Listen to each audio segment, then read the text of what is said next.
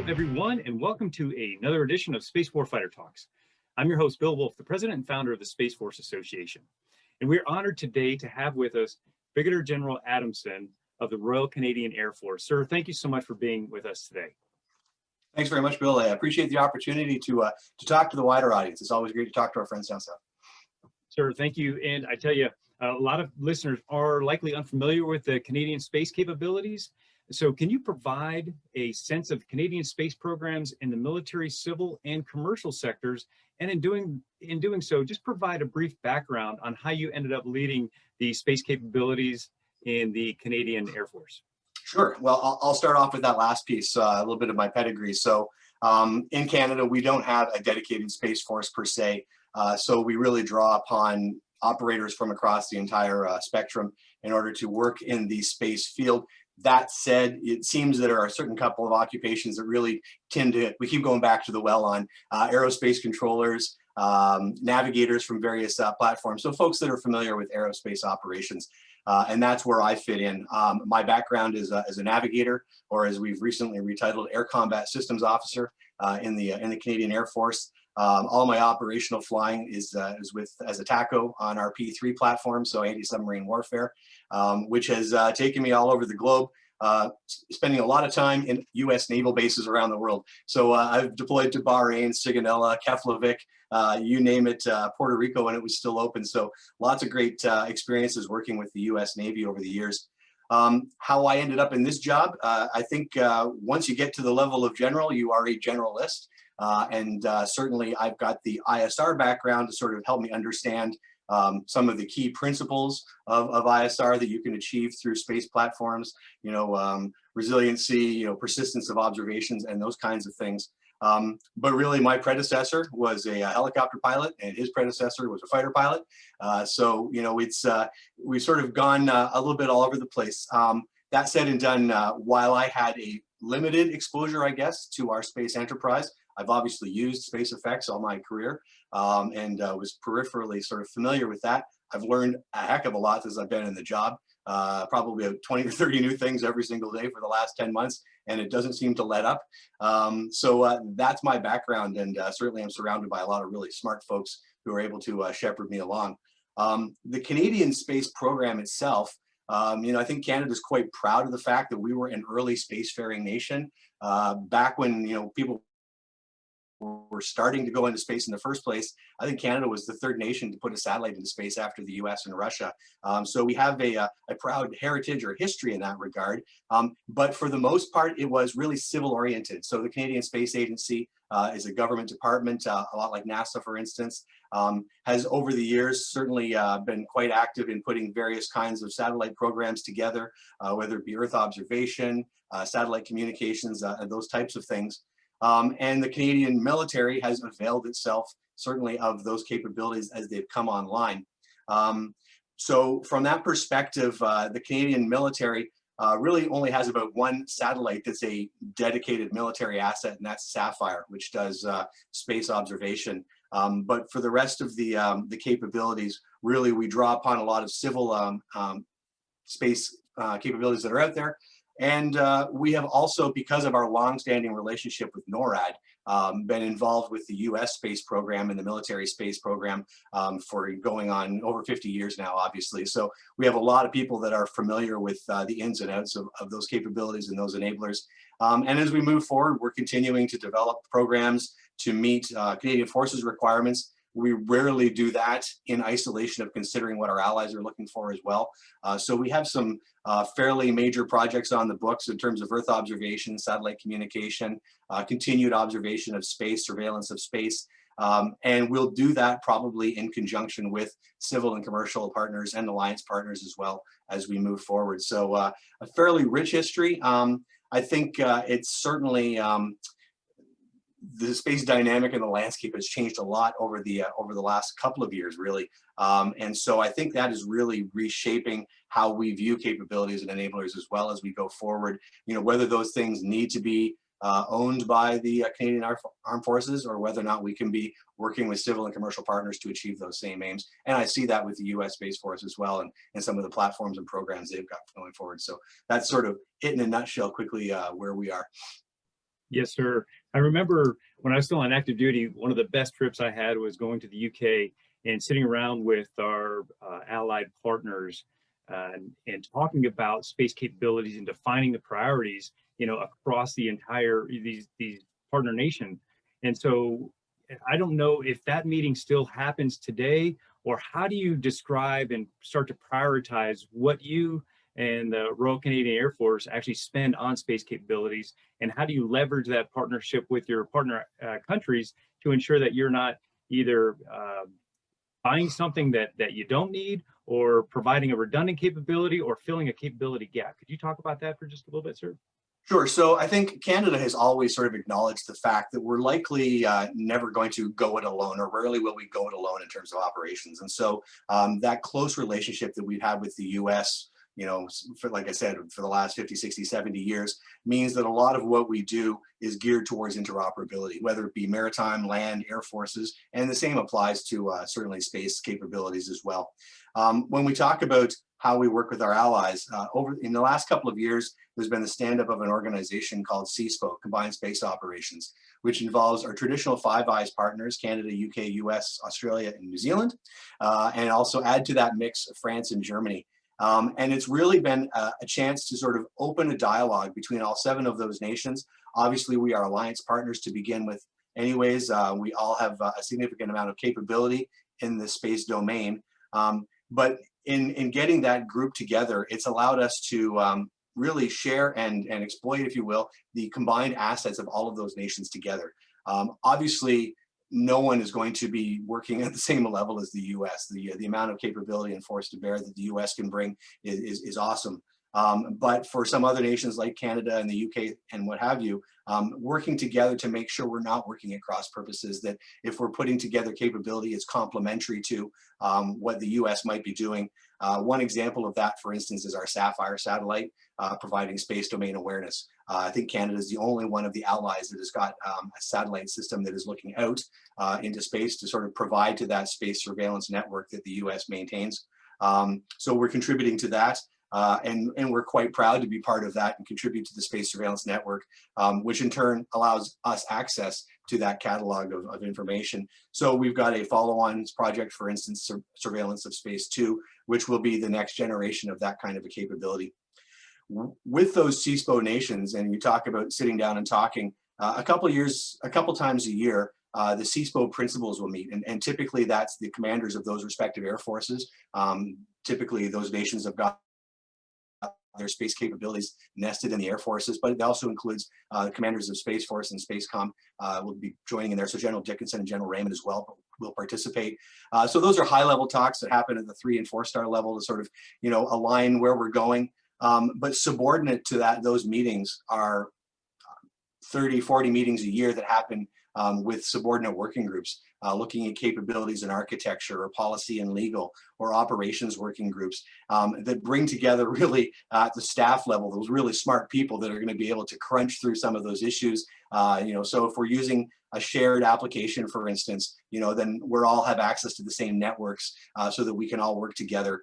The ideal being at some point down the road is that we would be able to have a bit of a federated system, if you will. So you've got the CSPOC in Vandenberg, which obviously provides a significant amount of command and control, but we have a CANSpOC here in Canada, where there's an OSSPOC in Australia, the UK SPOC, obviously over in the UK. And the idea being that should you need to, you could go to any of those other operation centers as a federated environment and be able to contribute to the global awareness of what's going on and that command and control functionality as well. So shared networks, shared programs, shared common operating picture. And it's early days, but I think it's really working well going forward.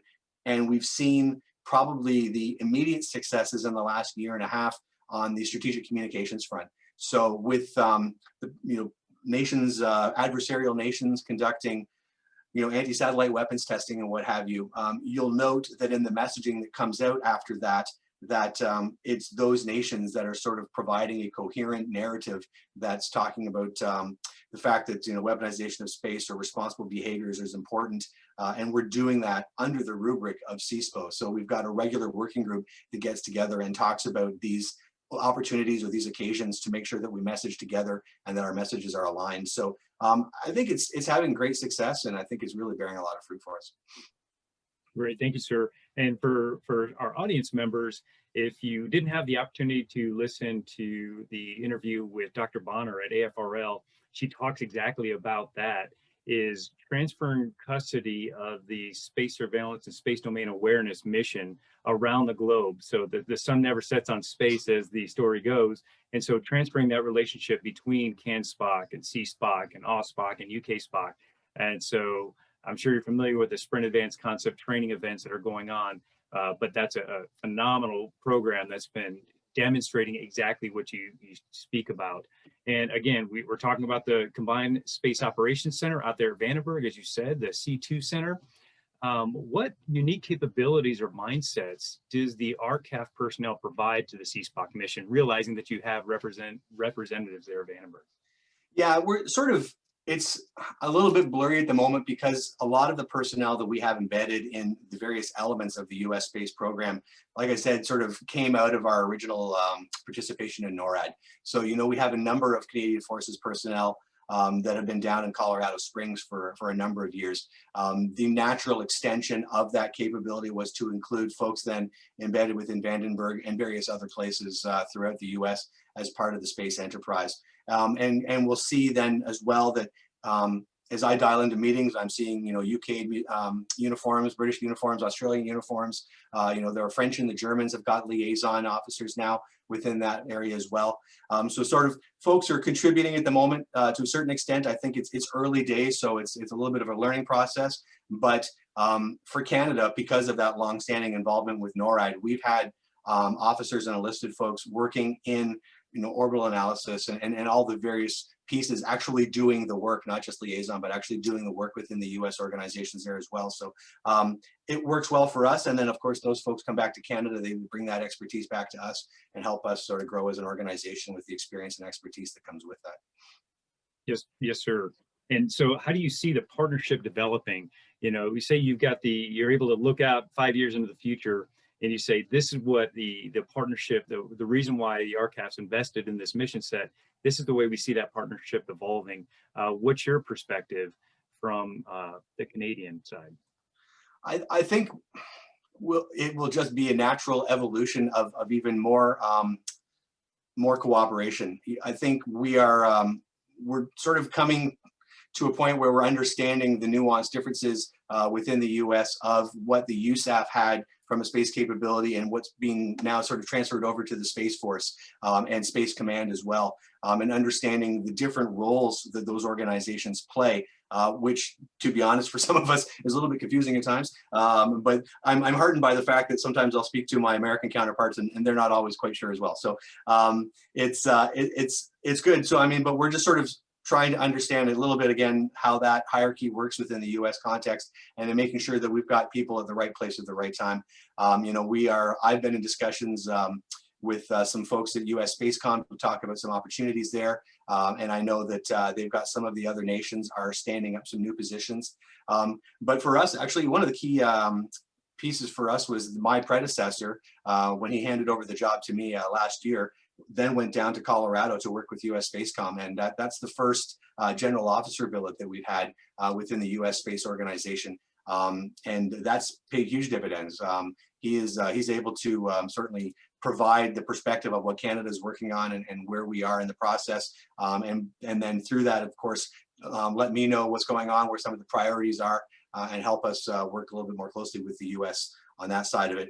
I think we will sort of continue what we're doing now, which is that continued collaboration. I think the goal in the end is to have even more interoperability with the US side, like I said, going towards that federated concept with the space operations centers. But yeah, I think we've already got that foot in the door at the moment. And the US, on the US side, they're actually have been quite vocal. We hear General Raymond and General Dickinson talking about the fact that they value the Alliance contributions to what's going on. And there's been a concerted effort to really let us in the tent, if you will, in terms of sharing what's going on, whether that be attribution of events that are going on orbit, consideration for operations. It's actually been quite enlightening and heartening to see the level of cooperation increasing even more so than we'd already had. So it bodes really well. It's quite an exciting time. Sir, speaking of that, you've got to bring up the recent attention to the People's Republic of China's uncontrolled deorbiting rocket body. How significant was the threat? Does this instance highlight any particular aspect of international space policy for the Canadian government or armed forces? Yeah, that was a tricky one. The question is did that perform as it was supposed to, or was it supposed to be doing that, or was that unforeseen? I think from a threat perspective, I think anytime there's something of that size in orbit that is likely to deorbit and we don't know where, obviously is of a concern. We followed that incident quite closely, as I know the U.S. side did. Well, all of our allies followed it quite closely. There wasn't much of the globe that it didn't pass over at some point or another that would have been a concern. Obviously, the hope was that it would land in one of the expansive bodies of water, and it did. So that was certainly a happy ending to that. But it is a concern, and I think it speaks to the message that we see amongst all of our partner nations, but even wider within the United Nations, about the conversations that are going on about responsible behaviors. I think space is becoming increasingly congested and contested and competitive. And as all of those things happen at the same time, converging, we need to be even more careful about what we're doing, how we're doing it, and be acting in a responsible behavior. So if you've got things that need to deorbit, then you need to do it in a deliberate fashion, and something that the global community is going to be aware of and has faith in the fact that it's being done, in a controlled, deliberate, and safe manner as well. The space domain, if it goes wrong in orbit, it has the potential to impact everyone's assets that are on orbit, especially in LEO. And so, we are a vocal proponent for that. That's part of the strategic messaging piece that I was talking about with CSPO. We certainly are quite vocal about responsible behaviors. But to a certain extent, when it gets out to the wider audience, we leave that really to our foreign affairs folks, or Global Affairs Canada, as the State Department and other folks would be bringing that forward to the United Nations to be talking about it more on an international platform as well. Because it's not just a military concern or national security. Obviously, it's got concerns to civil and commercial operators and all of those things. So yeah, it's concerning. I guess we'll wait and see when the next one goes up to see if it behaves the same way, and hope that was a one of. Yeah. Yeah, that's right. And norms of behavior, as you mentioned, is going to be critically important. Absolutely. In the Canadian military, sir, do space capabilities reside exclusively in the RCAF? And has the creation of the U.S. Space Force generated any discussion in Canada regarding separating space capabilities into a separate military service? And what criteria might you use if that's the case? So the Air Force in Canada took custody, if you will, of the space organization about 2016 timeframe. So before that, it was quite a small office of folks that were sort of investigating at that time what kind of capabilities we might be looking to bring to bear and how we were going to work with our allies to do all of that. At that time, our Chief of Defense staff thought, okay, this is obviously something that's gaining a lot of traction. Space is going to be important. It's going to be big. Word on the street is it's going to be big. So he said, okay, well, we probably need to take that and give it to what we refer to as L1s, or level 1, are the services. So he said, hey, Air Force, congratulations. You're going to take the space, this new space thing, and you're going to put it within your lines and put the the combined horsepower and weight of the Air Force behind shepherding this capability. So that was great. So the whole thing came over to the Air Force. It included some Navy and Army personnel because it really is a joint capability. So within the Air Force itself now, when we go to meetings, for instance, the commander of the Air Force represents our space enterprise.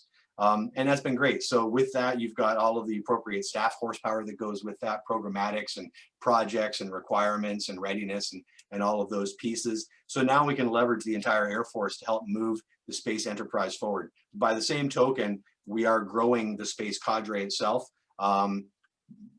we're going to ideally double our size within the next 4 or 5 years. But again, that really is not an astronomically huge number. We're talking, 280, 300 personnel that will be dedicated to the space enterprise within the Canadian Forces. But it includes a growth of both civilian and military personnel. It includes, like I said, the Army, the Air Force, and the Navy, because it is a joint capability. And we'll see where it goes from there. It's driving some organizational changes as well, which are pretty exciting for us. We look at the U.S. Space Force situation, obviously a much larger organization and significant more personnel. I don't think we at the moment aspire to have something quite of that magnitude. It's probably beyond our reach. But that's not unique to us. I talk to my counterparts in the UK and Australia and what have you, who are in a similar state as we are in terms of maturing their space organization. So the UK has just stood up Space Command, again, a similar size to sort of what we are at the moment, still nested within the Air Force. And it's a natural evolution of our organizations as they go forward and sort of recognize the growing importance of space and how much time and effort we need to be putting into this. But I doubt any of us will probably achieve the same magnitude of Space Force and Spacecom in that regard. But yeah, it's interesting. In terms of the cadre of folks, I know that the Space Force has got Guardians now, folks that are dedicated to that. We don't have, I think, the size of an organization that would require us to stand up a new occupation of space operators, if you will. So we will probably continue to draw upon various other occupations across the Canadian military. They'll come in, they'll do their 2-3 years within the space organization, take that expertise back to wherever it is they came from. But our hope as we sort of grow the organization is we get some repeat offenders, if you will.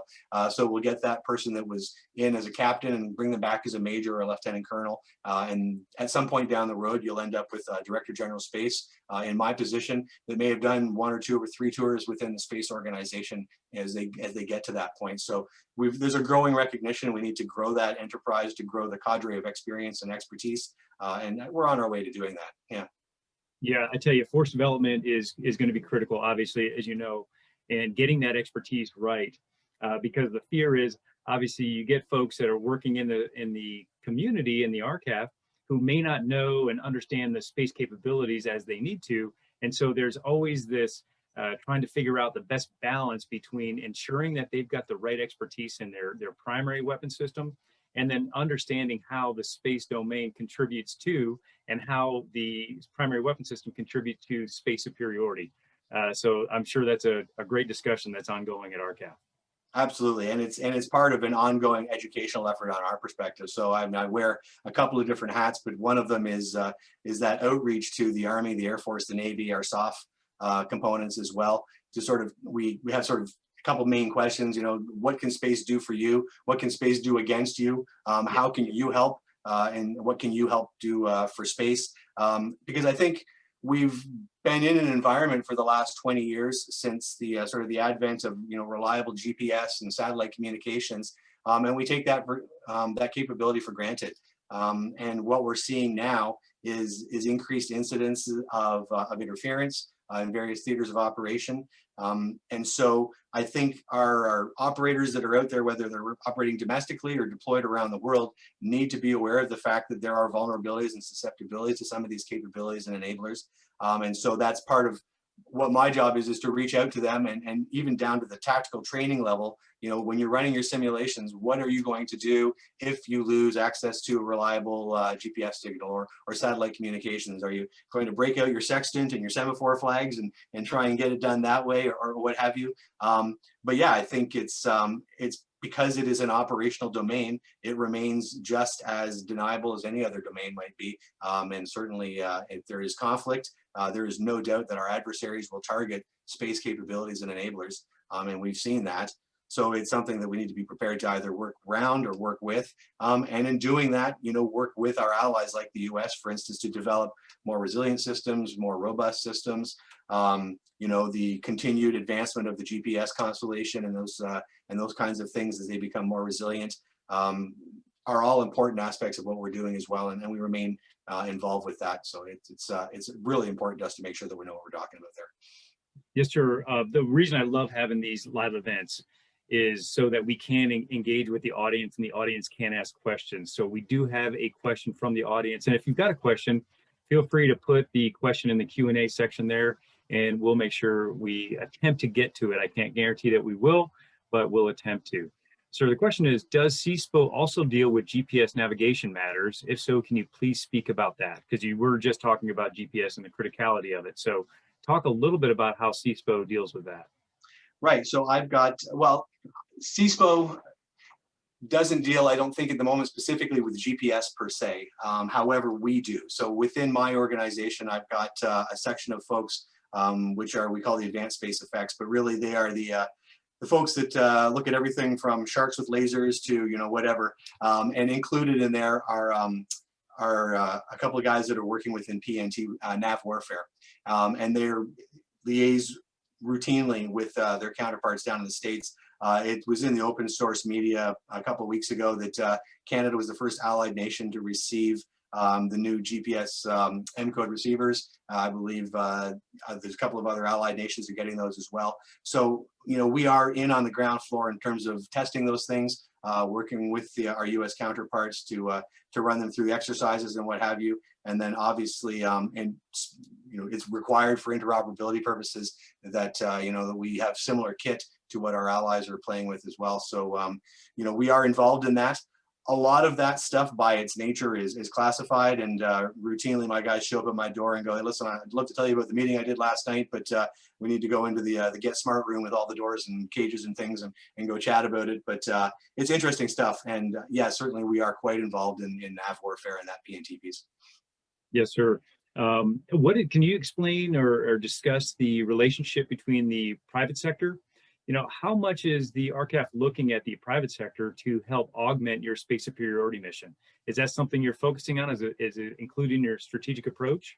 Absolutely. I think we are realizing, and not just us, I think everyone is realizing that the private sector is able to advance technology at a much faster rate at this point than a lot of governments can, due to any number of reasons. But I mean, a case in point, you look at what SpaceX is doing, what they've been able to accomplish in the last couple of years. You know, from a startup to the fact that they're now, it's over 1,500 satellites, I think, in Starlink that's up there right now. So over a third of the active satellites in LEO belong to SpaceX. I mean, how incredible is that? And, you know, it would say, point me to a nation that could accomplish something similarly in that kind of time.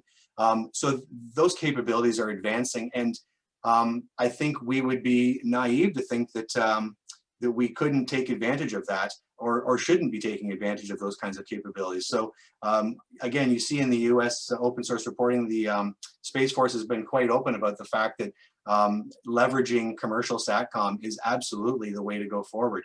You know, and yes, there's always going to be a requirement for some kind of military SATCOM capability, but why wouldn't you leverage something like Starlink?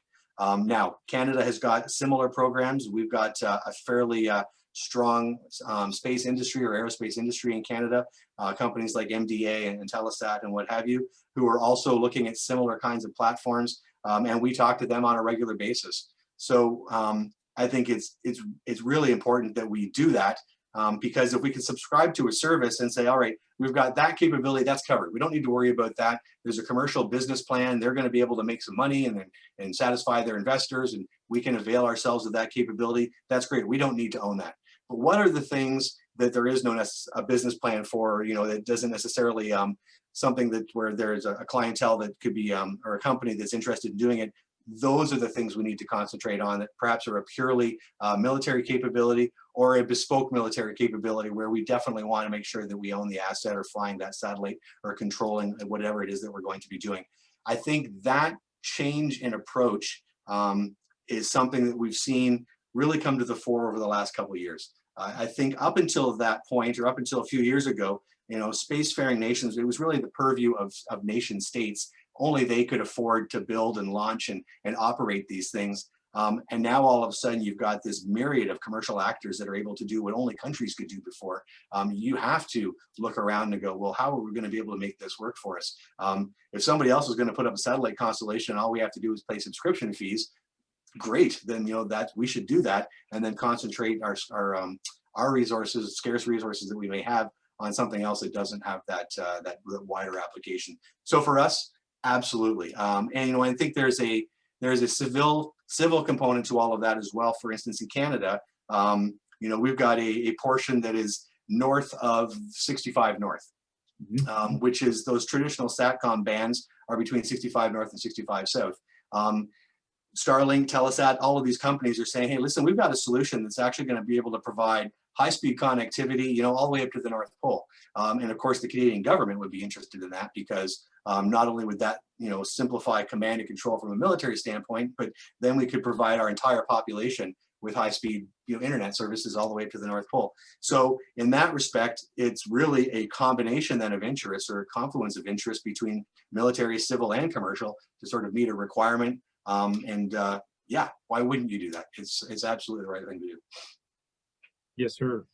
How does the Royal Canadian Air Force view potential space threats and potential responses to threats such as direct ascent, anti-satellite weapons, and rendezvous and proximity operation capabilities?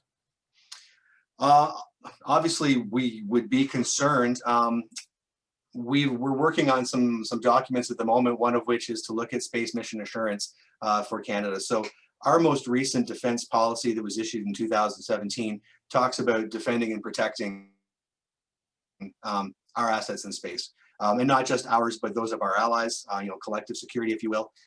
And again, because of the wider proliferation of commercial activity, you know, we would also group in there then perhaps a Canadian industry, satellites, for instance, that may be part of a Canadian commercial program or a Canadian company.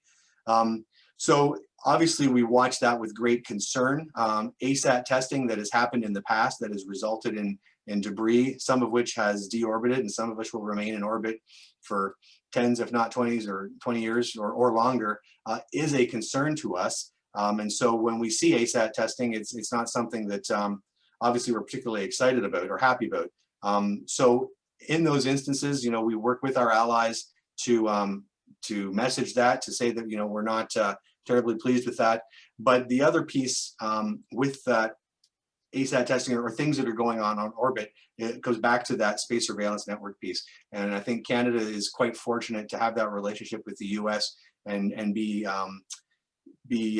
have access to the space surveillance network, because it's just as important to know who is doing what on orbit as to be able to attribute any kinds of irresponsible actions. So attribution is key, and you can't know what's going on in orbit unless you're looking into orbit and seeing what's going on. So again, Canada's contribution to the space surveillance network with the Sapphire satellite and our ongoing efforts, I think, is keen to that. But yeah, overall, it's always a concern for us when we see those kinds of activities. And again, it speaks to those responsible behaviors in space.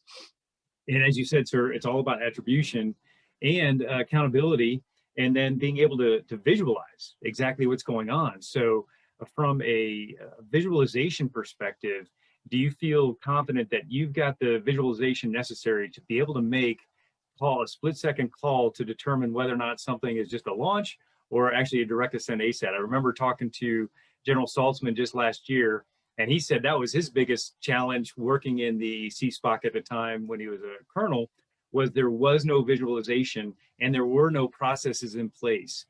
So a couple of questions. Are the visualizations there for you to make that call? And two, are the processes in place to a point that you feel confident that you can make these specific calls? I probably would have to probably share General Saltzman's concerns in that regard, you know, and we don't have a sovereign Canadian capability that provides that level of granularity when it comes to the visualization. Certainly that's the value in being part of the CSPO Alliance, you know, for us and for all of the other partner nations, is we're able to leverage the US capability in that regard. For better or for worse, obviously there are concerns in that regard, but I probably, yeah, that's probably as much as I can say about that at the moment. No, understand. No, completely understand. And then the processes that are in place, you talked about exercises, and in fact, Space Flag just concluded for the Space Force that allows tacticians, you know, at that level to talk about the different mission sets and plan for the mission package lead for the space domain. What type of exercises and or training events does the RCAF get involved in? So again, this for us, the allied exercises are critically important. So most recently, Global Lightning 21, which was, I believe, a STRATCOM exercise, but it included some space elements. We were involved in that. That was really quite interesting for us. Involved me standing on the floor of our operations center one evening on the bat phone with the U.S. talking about exercise developments, which was quite interesting for us, and certainly provided a lot of thought. Or a lot of food for thought for us to sort of think about how we would deal with certain situations going forward. Another big space exercise for us is the Shriva War Games, which happens every year. And Canada has been participating in that for quite some time as well. Unfortunately, last year and likely this coming year, those are going to be virtual exercises. So I've not yet had the opportunity to go to Shriva and participate, but I am looking forward to doing that. And then at the moment, we're also looking within the CANSpOC organization, running a bit of a tabletop exercise as well with our partner nations to sort of work our way through basic operational, what would happen if this occurred, or how would we tackle this particular issue. And because of the fact that this is a relatively new organization, we're sort of going to walk before we run on that one. But we're going to try and run our first exercise as part of the operations working group. And in Canada right now, I am the chair of the ops working group for CANSpOC. So I've told my folks, listen, we want to do this, and we'll get the first one under our belt, and then we're going to hand over to France next year, and they can try and run the second one, and we'll go from there. But yeah, those allied exercises are absolutely critical, because we're not going to do things in isolation, and space, more than any other domain, involves a lot more players. So it's critical that we exercise together, and that's where you find out whether or not your networks are talking to each other, whether or not it's something as simple as classified networks and being able to bring up something on a computer in front of you, or whether or not you go to a Zoom call and try and work it through that way.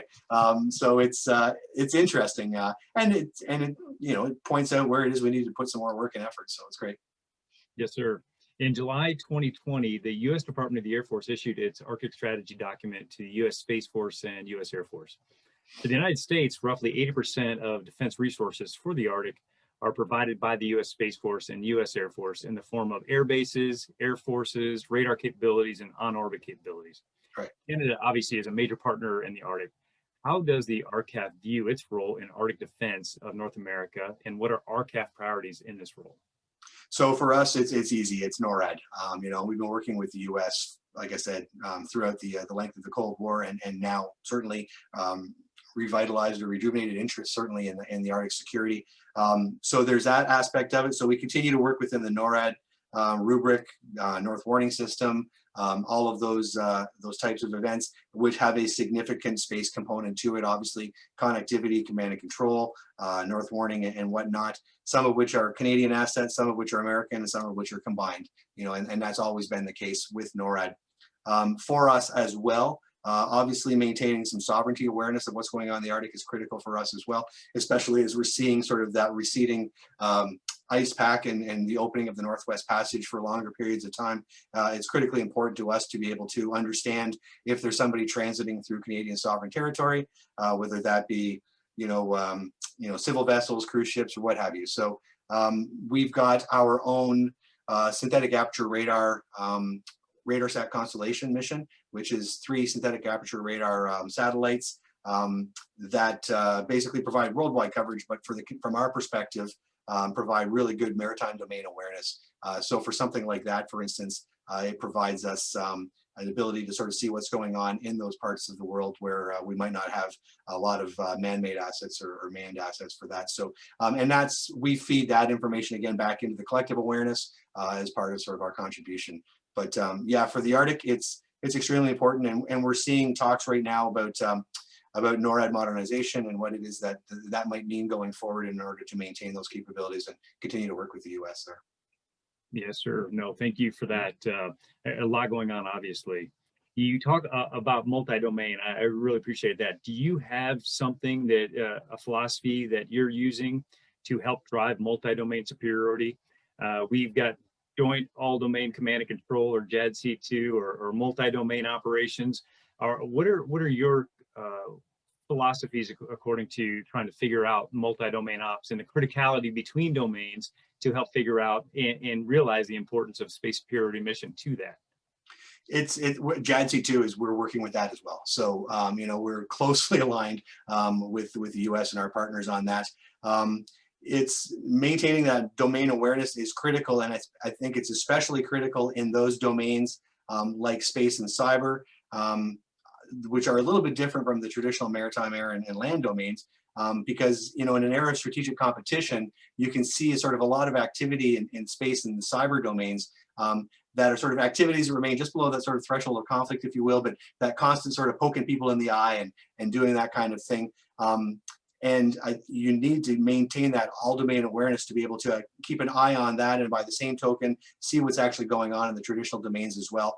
But yeah, that kind of command and control in JADC2 is part of our modernization efforts as well as we go forward. So very similar along the same lines of what we're doing at the US. And it's all domain awareness, and for the most part, it's combined all domain awareness as well. So we need to be able to plug into alliance efforts with our traditional allies to be able to share that domain awareness and who's doing what and where. So it's very important for us to maintain that interoperability with everyone. Speaking of interoperability, I have to talk about General Kreider, Chief Technology Officer for the Space Force, just released the digital architecture for the Space Force. Does RCAF have a similar architecture requirement, or was there an opportunity to contribute to that digital strategy? We do have a digital strategy. It's actually early days, and I really can't speak too much to it because I'm not really tracking in great detail. Suffice to say that there was a recognition a couple of years ago that obviously we need to be thinking along those lines. And so we've actually stood up a new office within our organization at a joint level to be able to look at some of that digital strategy and digital analytics. Obviously, information passage and the sheer amount of information that's out there now. It's great that we've got all these sensors, but what are you doing with that information once you've got it, right? It's just data until somebody takes a look at it, or an AI system takes a look at it, or something takes a look at it and turns that data into actual intelligence and information. So that's a concern across the board for us, because, you know, we're fielding all of these capabilities, whether space or maritime or air, that are all sort of feeding into this shared database of information. But yeah, it's an important something we're looking at, certainly. Great, sir. Thank you. I really know, I really appreciate you taking time, and I know how valuable your time is. So, sir, thank you so much for spending time with us today. Any closing comments? Well, no, I just want to thank you for the opportunity to sort of chat and get the Canadian message out. I think, as I said, Canada really values our opportunities to work with the Americans in this regard. I think it's part of a long-standing relationship that we've had. And certainly I'm looking forward to, once the pandemic is over, getting down to Vandenberg and Washington and Colorado to touch base with our Canadians that are down there, but also meet a lot of the my American counterparts who I've had a chance to chat with on various video conferences and what have you. But I'm looking forward to getting down there and seeing the operation and understanding better where we can sort of fit in and make sure that we're a valuable and valid and credible partner for what's going on. Because like I said, and we're all in it together, and I think it's critically important that we maintain alignment in that. So thank you very much for the opportunity to talk to you today. Yes, sir. Thank you so much. And General Raymond, he says that all the time. Our alliances and our partnerships are going to be critical as we continue to develop these space superiority capabilities here and worldwide. So, sir, thank you so much for taking time, and everything that you're doing up there is greatly appreciated. And look forward to having conversations with you as this continues to evolve. So thank you, sir, and have a great day up there, and we'll talk to you soon. Thanks very much, Bill. Appreciate it. Okay, bye now.